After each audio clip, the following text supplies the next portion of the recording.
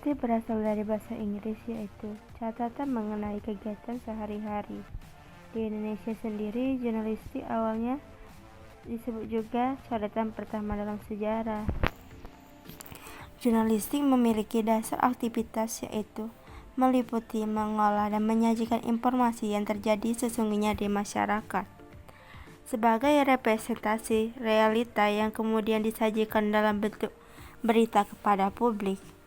Prinsip jurnalistik itu menggunakan unsur 5W+1H, yaitu what, when, where, why, who, dan how.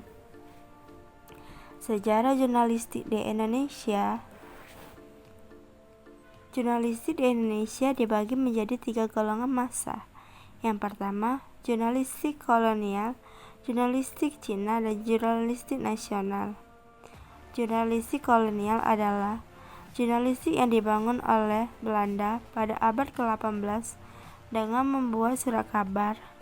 Sedangkan jurnalistik Cina yaitu jurnalistik yang dibuat oleh orang keturunan Tionghoa dengan tujuan sebagai mempersatu dan penghubung kaum Tionghoa.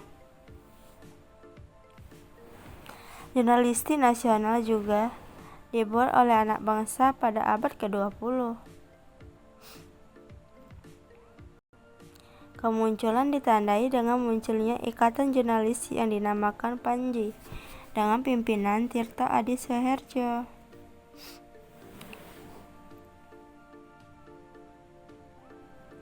Sejarah jurnalistik pada masa Belanda. Sejarah jurnalistik pada masa penjajahan Belanda diawali dengan adanya surat kabar yang berjudul Memories der Novels yang dibuat oleh pemerintah Belanda, yaitu Gubernur VOC yang bernama Jan Vieterzenkoorn pada tahun 1615. Pada tahun tersebut, surat kabar atau Memorie der Novels masih ditulis tangan sampai tahun 1688. Selanjutnya, pada tahun 1688, pemerintah Belanda mendatangkan mesin cetak yang dikirim langsung dari etnik Tionghoa. Mulai pada saat itu, surat kabar yang dimuncul pertama oleh Belanda yaitu tentang perjanjian pemerintah Belanda dengan Sultan Makassar. Lalu, surat kabar itu disebarluaskan di berbagai wilayah di Indonesia.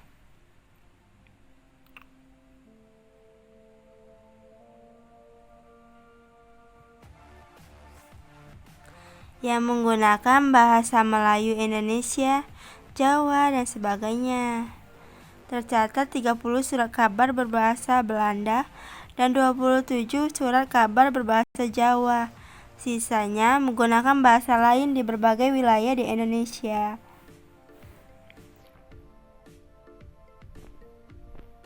Sejarah jurnalistik pada masa Jepang dilanjut dengan masa kependudukan Jepang. Dunia jurnalistik di Indonesia mengalami perubahan besar-besaran di mana semua surat kabar dipaksa bergabung menjadi satu dan isinya disesuaikan dengan rencana serta tujuan dalam Daitoa Senso atau Perang Asia Timur Raya. Dikutip dari berbagai data, peninggalan sejarah di Indonesia, perkembangan jurnalistik di masa pemerintah Jepang pada saat itu sangatlah sulit, di mana kebebasan pers sangat dibatasi dan tentu ditekan oleh pemerintah Jepang. Hal ini dibuktikan dengan berita surat kabar yang seharusnya merupakan kenyataan menjadi tulisan yang diatur dengan tujuan pro pemerintah Jepang, seolah-olah semata-mata mereka yang melakukan. Masa pemerintahan Soekarno, dari masa meraih kemerdekaan hingga pasca kemerdekaan, surat kabar banyak digunakan sebagai media penopang semangat pada para pejuang kemerdekaan. Di masa ini juga surat kabar memiliki peran yang sangat penting dalam mempertahankan kemerdekaan sebagai perlindungan dari hasutan Belanda. Namun, saat kedudukan Indonesia semakin kuat, Republik Indonesia Serikat dibubarkan. Juga diakui kedaulatan di Indonesia, maka sangat goyah jurnalistik di Indonesia. Surat kabar malah menjadi alat manuver politik untuk mengguncangkan politik di Indonesia. Lalu, saat itulah surat kabar dianggap melawan pemerintah. Dan pada tanggal 1 Oktober 1958 dianggap sebagai hari matinya Presiden Indonesia.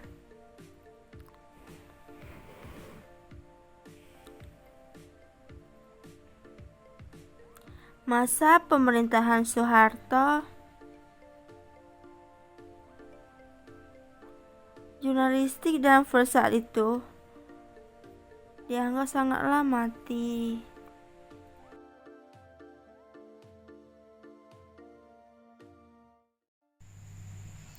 Saking dengan begitu, masyarakat Indonesia, terutama wartawan, lebih bebas dalam menyalurkan pendapat, pemikiran mereka tanpa khawatir akan ditangkap seperti sebelumnya.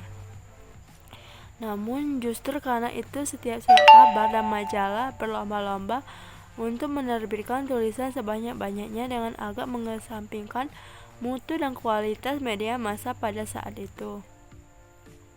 Bahkan orang lebih memilih koran bekas penjajahan Belanda daripada koran baru pada saat itu.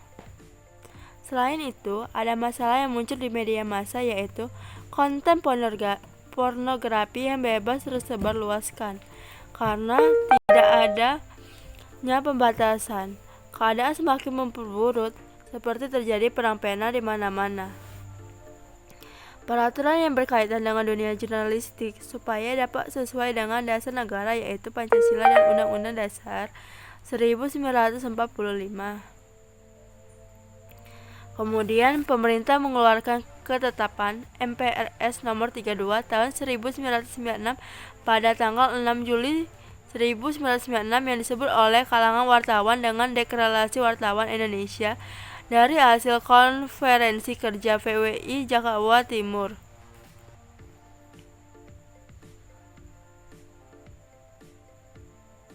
Masa reformasi.